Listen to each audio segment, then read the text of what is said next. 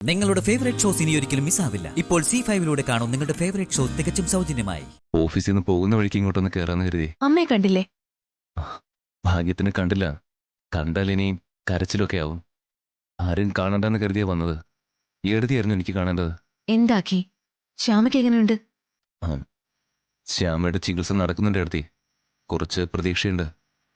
എല്ലാം ശരിയാവോക്കി. നമ്മുടെ കണ്ണീര് ദൈവം കാണാതിരിക്കില്ല. എഴുതി, എനിക്ക് ചില കാര്യങ്ങൾ അറിയണം. എന്താക്കി? നല്ലൊരു വൈദ്യനാണ് ഇപ്പോൾ ചികിത്സിക്കുന്നത്. ശ്യാമയുടെ ശബ്ദം നഷ്ടപ്പെടാൻ ഒരു സാധ്യത വൈദ്യര് പറഞ്ഞു. ചില പ്രത്യേക തരത്തിലുള്ള കെമിക്കലുകൾ, എന്നുവെച്ചാ അത് ചില വീര്യം കൂടിയ കഷായമോ ചൂർണമോ ഒക്കെ ആവാം. അത് ഭക്ഷണത്തിൽ കലർത്തി കഴിച്ചാൽ ശബ്ദം പോകാൻ സാധ്യതയുണ്ടെന്ന് പറഞ്ഞു.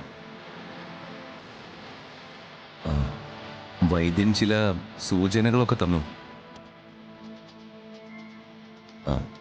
ശത്രുതയുള്ളവർ ഈ രീതിയിലൊക്കെ ചെയ്യാറുണ്ടത്രേ. ഇതൊക്കെ ചെയ്യുന്ന ചില കപട വൈദ്യന്മാരെ കുറിച്ചും പറഞ്ഞു. ഈശ്വര, ഇതൊക്കെ കേട്ടിട്ട് എനിക്ക് പേടിയാവുന്നു. ഞാൻ ആലോചിച്ചപ്പോ ശ്യാമ ശബ്ദം പോകുന്നതിന് മുൻപ് അവസാനമായിട്ട് കഴിച്ചത് അത് അമൃതയെടുത്ത് കൊണ്ടുവന്ന് കൊടുത്ത പാലാ. ഈശ്വര, എടുത്ത് വിഷമിക്കണ്ട. ആ പാലിൽ കൂടിയാണോ വിഷമരുന്ന് ശ്യാമയുടെ ഉള്ളിൽ ചെന്നതെന്ന് അറിയണം. ആ പാല് നേരത്തെ തുറന്ന കവറിൽ നിന്നാണോ തിളപ്പിക്കാനെടുത്തത്, അതോ പുതിയ കവറിൽ നിന്നാണോ? പുതിയ കവറായിരുന്നു ആക്കി. ഞാൻ തന്നെ പൊട്ടിച്ചത്. പാത്രം നന്നായിട്ട് കഴുകി അതിൽ തന്നെയാ പൊട്ടിച്ചൊഴിച്ചത്. പാല് തിളച്ച് തീരുന്നവരെ ഇടയ്ക്ക് ഇവിടെ ഉണ്ടായിരുന്നല്ലോ അല്ലേ? ഞാൻ അവിടെ തന്നെ ഉണ്ടായിരുന്നു. അല്ലല്ല, ഇടയ്ക്ക് ഞാൻ ടെറസിലേക്കൊന്ന് പോയി.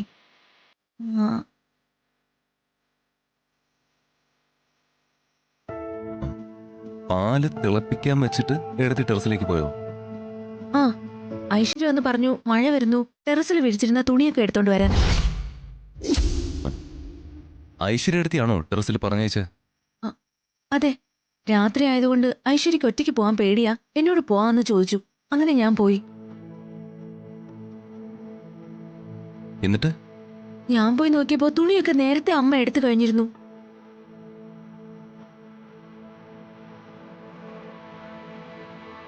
ശ്യാമയുടെ ജീവിതം തകർത്ത ആൾ ആരാണെന്ന് ഏകദേശം തെളിഞ്ഞു വരുന്നുണ്ട് എടുത്തി. ഐശ്വര്യ എടുത്തിയ അല്ല, ഐശ്വര്യ. അവർ ബുദ്ധിപൂർവ്വം എടുത്തി അടുക്കളയിൽ നിന്ന് മാറ്റിയതാ. അങ്ങനെ ആയിരിക്കോ? ഈശ്വര, അങ്ങനെയാണെങ്കിൽ അവൾ എത്ര എളുപ്പത്തിലാ എന്നെ പറ്റിച്ച്. എടുത്തി മാറിയ സമയത്ത് ആ ചതി നടന്നത്. പാവം എടുത്തി ഒന്നും അറിഞ്ഞില്ല. പക്ഷേ അഖി, അതൊരു സംശയമല്ലേ? അതിനൊരു തെളിവ് വേണ്ടേ? ഐശ്വര്യക്ക് മരുന്ന് എങ്ങനെ കിട്ടി, അതൊക്കെ നമുക്കൊന്ന് അറിയണ്ടേ? അതൊക്കെ ഇപ്പൊ തന്നെ ഞാൻ അറിഞ്ഞുതരാം. അവരിവിടെ തന്നെ ഉണ്ടല്ലോ എടുത്തി. മുറിയിലുണ്ട്. ഞാൻ അവരൊന്ന് കണ്ടിട്ട് വരാം എടുത്തി. ഞാനും വരാം.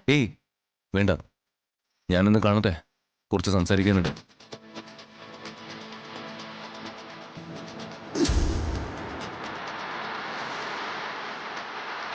ഡൗൺലോഡ് ചെയ്യൂ C5 ആപ്പ്. കാണൂ എല്ലാ എപ്പിസോഡുകളും സൗജന്യമായി.